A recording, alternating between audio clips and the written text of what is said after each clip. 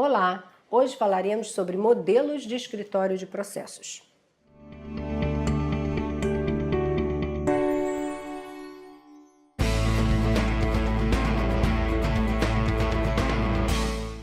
O modelo de cada escritório de processo deve levar em conta a especificidade daquela organização onde ele será implantado e, portanto, ele tende a ser único, conforme uma dada realidade de uma determinada empresa.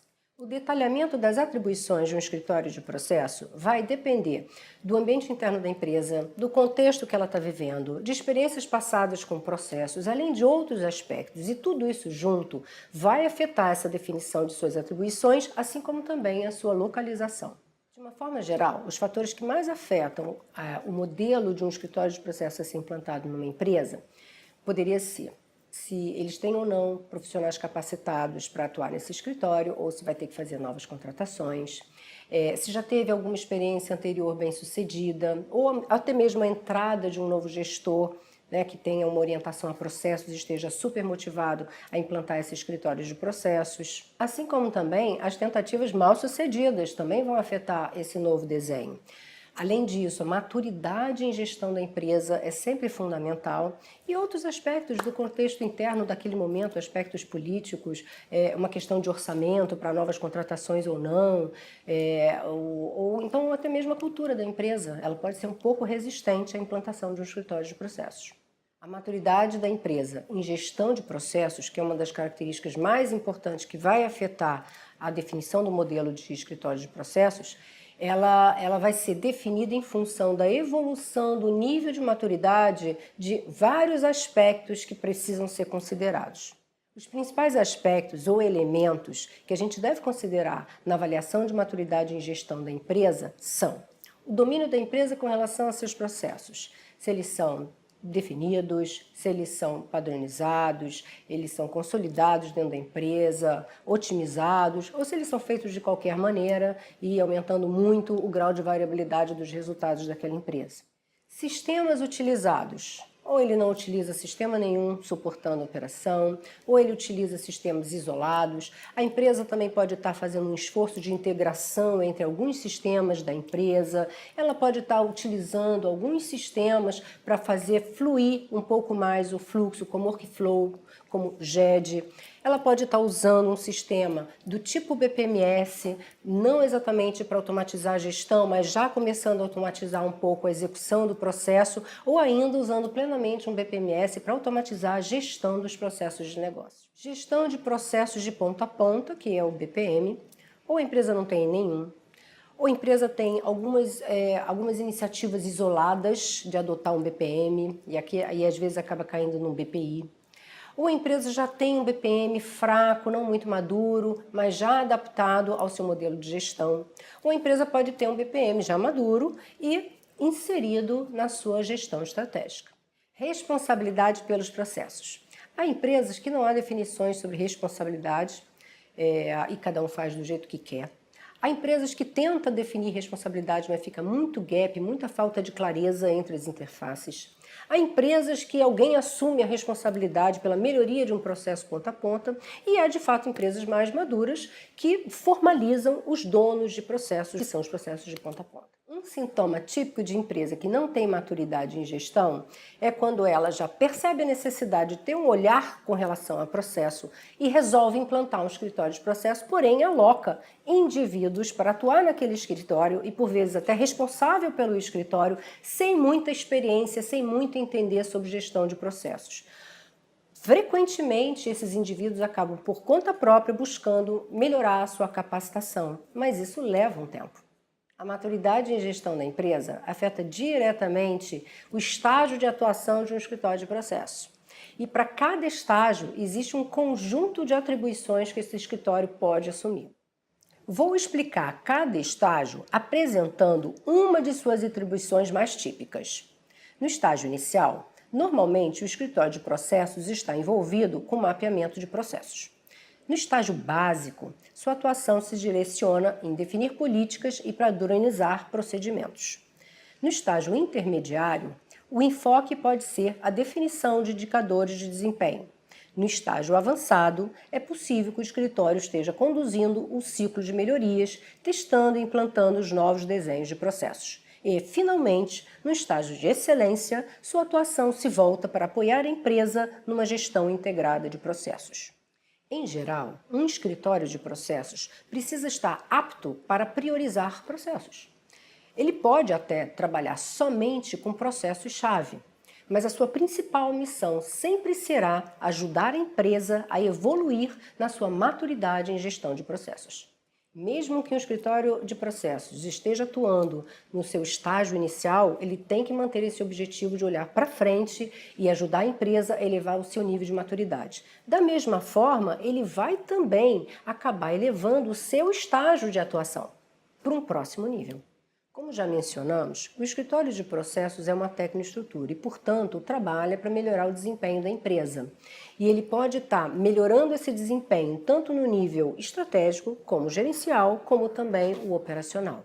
Além disso, o seu papel também pode ser do tipo executivo, que arregaça as mangas para executar alguma atividade e ser responsável por ela. Pode ser do tipo consultivo e de coordenação, pode ser do tipo prescritivo ou simplesmente de apoio. Essas definições afetam com quem as pessoas que trabalham no escritório de processos estarão se relacionando no dia a dia, bem como afeta também o nível de capacitação que esses profissionais do escritório de processos precisam ter. No nível estratégico, o escritório de processos pode ter um papel mais executivo, atuando nas atividades, definir e atualizar a arquitetura de processos em conformidade com o modelo de negócios e o planejamento estratégico, definir regras e diretrizes para a priorização de projetos e ações de gestão de processos, conduzir projetos estratégicos envolvendo mudanças no modelo de negócio da empresa.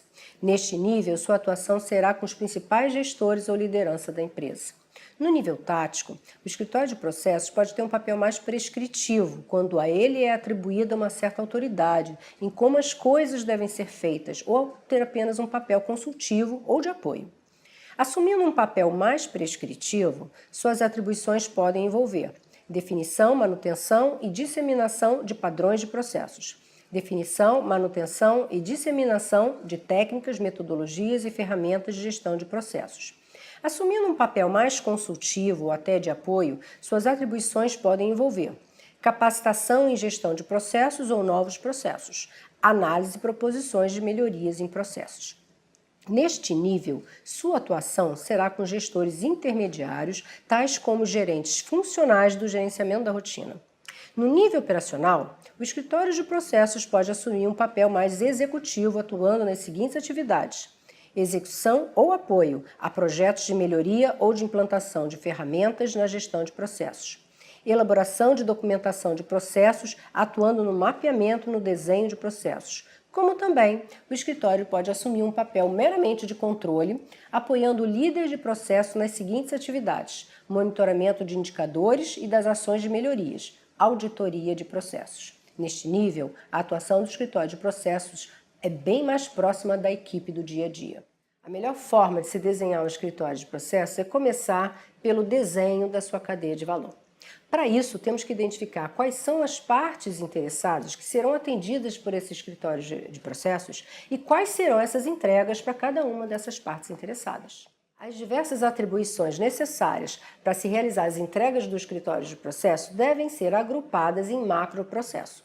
E esses agrupamentos podem ser denominados da seguinte forma: gestão do próprio escritório, suporte a processos gerenciais, suporte ao ciclo de melhoria, suporte ao gerenciamento da rotina e também processos de apoio ao próprio escritório. Como implantar um escritório de processos será tópico da próxima videoaula. Não somente as atribuições, como também a localização do escritório de processo vai depender grandemente da maturidade organizacional, bem como do objetivo da empresa em BPM. Numa empresa ainda muito funcional, o escritório de processo pode figurar como uma área de staff do presidente ou CEO da empresa, já sinalizando os primeiros esforços dessa organização, provavelmente em mapear processos. Trata-se de um escritório de processo num primeiro estágio, formado por uma equipe de analistas no máximo e que estarão, na verdade, apoiando os gestores funcionais. Numa empresa, num estágio um pouco mais maduro, porém ainda longe de uma gestão integrada de seus processos, Já querendo empreender uma mudança mais radical, deixando para trás a fase das iniciativas isoladas e buscando disseminar, integrar e alinhar toda a organização, é possível que o escritório venha centralizar muitas atividades e fique localizado sob subordinação direta do presidente ou CEO. Nessas circunstâncias, o escritório de processo poderá ser formado por analistas de processos com visão holística e atuando principalmente com as equipes dos gerentes funcionais em busca de alinhamento entre os processos, possivelmente apoiando na medição de resultados. Nessa configuração, o escritório de processo em geral está sob a liderança de um coordenador ou até mesmo de um gerente. Numa empresa já com modelo de gestão orientado a processos, o escritório de processos passa a ter uma maior representatividade e sua liderança pode estar no mesmo nível de autoridade das lideranças funcionais. Chamamos de liderança em processos, pode ser um CPIO, Chief Process and Information Officer. Nesta configuração, o escritório deve ter analistas e gerentes de processos ajudando os gerentes funcionais e suas respectivas equipes no ciclo de melhoria de processos. Se houver a intenção de gerenciar os processos com algum viés, poderá ser escolhida uma unidade organizacional específica para acolher o escritório de processos. Se o viés for em TI, a empresa provavelmente está direcionada a promover mudanças com o uso intensivo da tecnologia, melhorias, aprendizado ou controle. Se o viés for em área operacional, o escritório de processo pode estar localizado numa diretoria de operações. O maior risco dessa configuração é de não saber diferenciar a execução dos processos com os momentos de se planejar as melhorias e a equipe do escritório de processo ficar num eterno apagar incêndio auxiliando a equipe funcional. Numa área operacional, é bem provável que o escritório esteja mais envolvido com o controle dos processos. Quando o viés é de qualidade, o escritório poderá estar localizado nesta diretoria. É bom pela busca de melhoria e aprendizado, desde que esta área não esteja associada à ideia de selo da qualidade, de forma a gerar muito papel e a idealizar processos. Pode ser uma excelente configuração, já que a própria diretoria já é uma tecnoestrutura. O ideal é a empresa ter um escritório de processos corporativo. Pode ser numa diretoria da qualidade ou numa diretoria de gestão. Isso seria uma boa opção. Uma outra possibilidade é o outsourcing de escritórios de processo. Nessa configuração, as atribuições mais comuns costumam ser atualização da base de modelos de processos, atualização dos controles internos e também das matrizes de risco, adequação a modelos de referência, análise de resultados e acompanhamento dos planos de ação. Os principais benefícios dessa terceirização são redução de custo com o pessoal, acesso a uma equipe especializada e sempre atualizada, acesso aos modelos de referência mais atuais e as melhores práticas. Na próxima aula, falaremos como implantar um escritório de processos. Até lá!